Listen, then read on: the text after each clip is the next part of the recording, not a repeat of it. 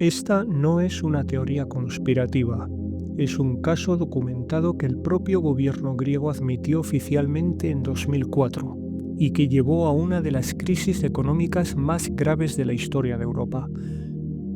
Esta es una historia donde se mezcla la ingeniería financiera más compleja, la política europea y las consecuencias devastadoras para millones de ciudadanos. Hoy, en Tierra de Legado, vamos a analizar uno de los fraudes financieros más sofisticados de la historia moderna, cómo Grecia falsificó sus cuentas públicas para ingresar al euro en 2001, con la ayuda inestimable de Goldman Sachs, uno de los bancos más poderosos de Wall Street.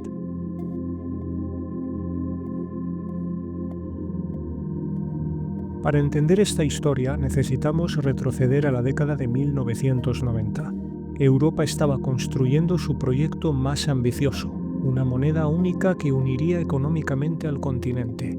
Los criterios de convergencia de Maastricht, establecidos en 1992, eran muy claros. Déficit público inferior al 3% del Producto Interior Bruto, deuda pública por debajo del 60% del Producto Interior Bruto, una inflación controlada en torno al 2% y tipos de interés estables. Para países como Alemania o Francia, cumplir estos criterios era relativamente sencillo, pero para Grecia, un país con una economía menos desarrollada y serios problemas estructurales, era prácticamente imposible. A finales de los años 90, mientras otros países hacían los deberes económicos necesarios, Grecia seguía muy lejos de cumplir los criterios.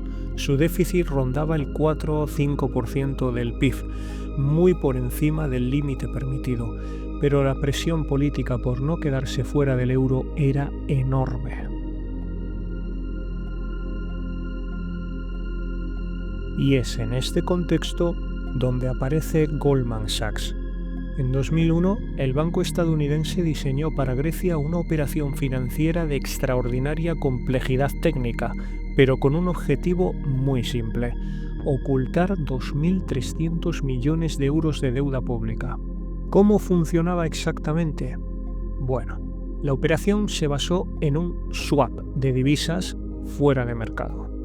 En términos simples, Goldman Sachs prestó dinero a Grecia en yenes japoneses y francos suizos. Utilizaron un tipo de cambio artificial muy favorable para Grecia. Esto permitió que Grecia recibiera más dinero del que realmente valía su moneda. La diferencia de los 2.300 millones de euros no aparecía como deuda en las cuentas oficiales.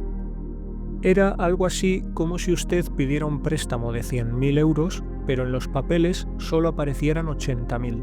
Los 20.000 restantes quedaban ocultos en una estructura tan compleja que los auditores europeos no podían detectarla.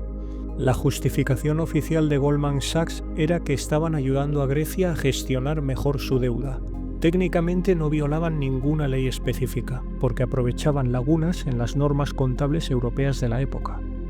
Y claro, llegados a este punto cabe preguntarse ¿qué ganaba Goldman Sachs en todo este asunto? Pues, según documentos posteriores, el banco estadounidense obtuvo 600 millones de euros por la transacción inicial, otros 400 millones adicionales en comisiones posteriores y en total más o menos 1.000 millones de euros por ayudar a falsificar las cuentas de Grecia. Con las cuentas maquilladas, Grecia presentó cifras que cumplían aparentemente con Maastricht. El 1 de enero de 2001 se convirtió en el miembro número 12 de la eurozona. Las celebraciones fueron enormes. Los griegos veían al euro como su entrada definitiva al club de países desarrollados de Europa. Los líderes europeos aplaudían la expansión exitosa de la moneda común. Pero había voces críticas desde el principio. Algunos economistas como Kenneth Rogoff ya advertían en 2001 que los números griegos no cuadraban. Además, algunos funcionarios alemanes expresaron en privado sus dudas sobre la sostenibilidad fiscal griega. Y el Eurostat, la Oficina Estadística Europea, tenía sospechas, pero carecía de herramientas para investigar a fondo. Mientras tanto, la versión oficial griega era que habían hecho reformas estructurales exitosas y que merecían estar en el euro tanto como cualquier otro país europeo. Todo cambió en noviembre de 2004. El nuevo ministro de Finanzas griego, tras ganar las elecciones, hizo una declaración que conmocionó a toda Europa. Las cifras presupuestarias utilizadas para acceder al euro hace 3 años fueron manipuladas. Era la primera vez que un gobierno admitía oficialmente haber falsificado sus cuentas para ingresar a la eurozona. ¿Por qué ahora sí lo admitieron? Pues porque convergieron varios factores. El nuevo gobierno necesitaba explicar por qué las cuentas públicas eran mucho peores de lo reportado. Las investigaciones de Eurostat se estaban intensificando y además, políticamente, era mejor admitir el fraude heredado que ser descubiertos después. La reacción europea fue primero de un shock y luego de pragmatismo. Echar a Grecia del euro habría sido técnicamente posible, pero políticamente devastador para todo el proyecto europeo, ya que habría aumentado el euroescepticismo. Por su parte, la defensa griega argumentaba que no fueron los únicos en usar una creatividad contable, que Italia y otros países también habían usado métodos cuestionables y que los criterios de Maastricht eran demasiado rígidos para las economías en desarrollo, sobre todo las del sur de Europa. La investigación posterior reveló un sistema de manipulación mucho más amplio que solo el caso de Goldman Sachs. Se hizo uso de derivados financieros complejos, múltiples swaps que trasladaban deuda a entidades offshore, instrumentos estructurados que mantenían pasivos fuera de los balances oficiales y además uso de jurisdicciones como Luxemburgo para ocultar operaciones financieras. Pero es que además de todo esto, se utilizó una manipulación estadística sistemática, reclasificación de gastos corrientes como inversiones, ocultación de pasivos contingentes y revisiones técnicas que sistemáticamente mejoraban los números. Un ejemplo de los instrumentos estructurados que utilizó Grecia, que también son conocidos como cajas mágicas, es a través de la creación de empresas ficticias en Luxemburgo, por ejemplo, empresa X, sociedad anónima. Les vendió deuda griega y luego estas empresas emitían bonos. Como la deuda estaba en Luxemburgo, oficialmente no contaba como parte de la deuda griega. Es algo así como si usted, para no parecer endeudado, le pide a un familiar que pague su hipoteca y luego usted le devuelve el dinero en negro. Su banco no ve la deuda, pero sigue existiendo. ¿Pero por qué se utilizó Luxemburgo como pantalla en esa época? Muy simple. Porque en ese país no se exige revelar quién está detrás de las operaciones. Es un paraíso fiscal. Por tanto, si Grecia hacía un préstamo de 1.000 millones en Luxemburgo, Eurostat, la oficina que controla las cuentas de la Unión Europea, no lo veía, porque técnicamente era una operación privada de una empresa luxemburguesa. Luego, ¿cómo alteraban los números oficiales? Pues llamando inversión a lo que era gasto. Gasto corriente se considera, por ejemplo, el dinero para pagar sueldos, medicinas, pensiones, que eso entra dentro del déficit. Las inversiones son, pues, el dinero para construir carreteras u hospitales, que no se cuenta como déficit. El truco de Grecia es que ellos clasificaban gastos normales, como sueldos de funcionarios, como inversiones en infraestructura humana, para que no sumaran al déficit.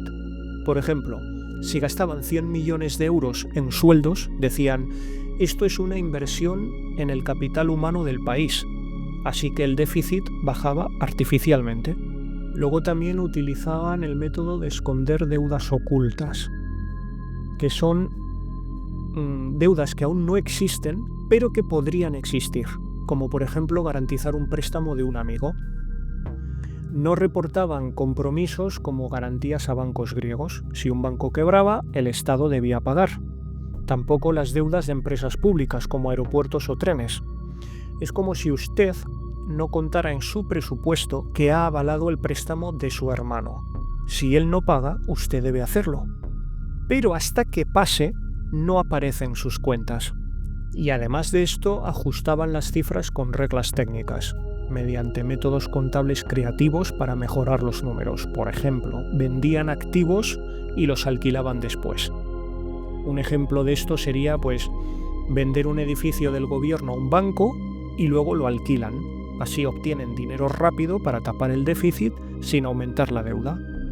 Y además de eso, cambiar la fecha de los gastos. Si en 2000 debían gastar 50 millones de euros, los cargaban a 2001, cuando ya estuvieran en el euro. Un papel clave en toda esta trama fue el de Petros Christodoulou. Este ex empleado de Goldman Sachs durante 10 años fue nombrado en 2005 como gerente general de la Agencia Griega de la Gestión de la Deuda Pública.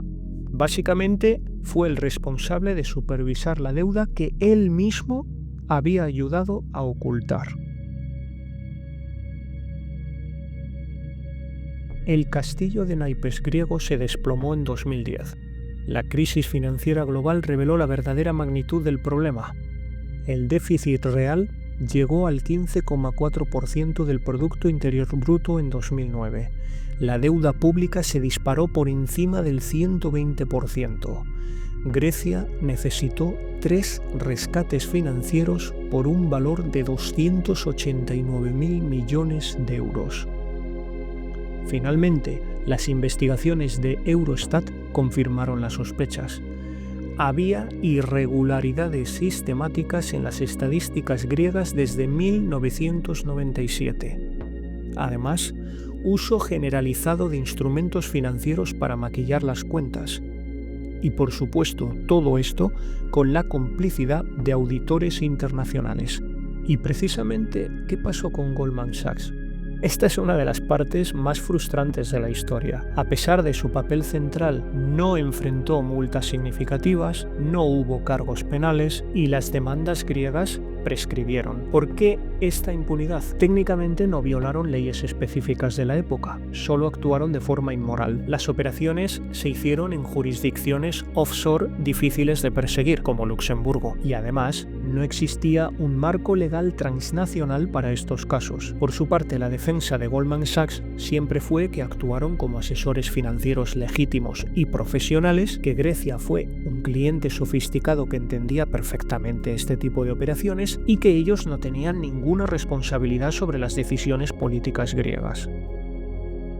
La crisis griega obligó a Europa a reformar completamente su arquitectura fiscal. Primero se aprobó el Six-Pack en 2011. Eurostat obtuvo poderes para realizar inspecciones in situ, se aplicaron sanciones de hasta el 0,2% del Producto Interior Bruto por datos incorrectos y además se estableció un sistema de procedimientos automáticos para corregir los déficits. Posteriormente, en 2013, llegó el Two-Pack, revisión previa de presupuestos nacionales por Bruselas, supervisión reforzada de países en riesgo y luego el Mecanismo Europeo de Estabilidad, un fondo permanente de rescate con 500.000 millones de euros con condicionalidad estricta para los países receptores, y también el Tratado de Estabilidad, la regla de oro constitucional limitando déficits estructurales y consejos fiscales independientes en cada país. Pero ¿han funcionado estas reformas? Bueno, hay resultados mixtos. El lado positivo es que no ha habido más casos como el griego, pero el negativo es que Italia y España han incumplido reglas posteriores sin ninguna consecuencia seria. Mientras tanto, el debate continúa sobre el equilibrio entre soberanía nacional y supervisión europea. El caso de Grecia y Goldman Sachs nos deja varias lecciones importantes. La primera es la sofisticación del fraude financiero moderno. Ya no se trata de falsificar números simples, sino de crear estructuras tan complejas que ni siquiera los reguladores pueden entenderlas completamente. La segunda, las consecuencias de la impunidad. Que Goldman Sachs no pagara consecuencias serias envió un mensaje muy peligroso sobre los límites de la responsabilidad financiera. La tercera, el dilema europeo. Europa tuvo que elegir entre sus principios, como castigar el fraude, y su pragmatismo, mantener unida a la eurozona. Eligió el pragmatismo. Y la cuarta, la importancia de la supervisión. Los mecanismos de control de la época eran claramente insuficientes para el nivel de sofisticación financiera moderna. ¿Ha cambiado algo realmente? Bueno, hoy, 20 años después, los instrumentos financieros complejos siguen existiendo, las técnicas de ingeniería financiera son aún más sofisticadas que entonces, y aunque la supervisión europea ha mejorado, el dilema fundamental sigue sigue de fondo, cómo equilibramos la integración europea con la soberanía nacional. Y es que la historia de Grecia nos recuerda que en el mundo financiero moderno la línea entre la innovación y la manipulación puede ser muy fina, y que cuando esa línea se cruza, las consecuencias las pagan siempre los ciudadanos comunes, nunca quienes diseñaron y ejecutaron el fraude. Si ha llegado hasta aquí y le ha gustado el contenido, le invito a que se suscriba y a que deje un me gusta.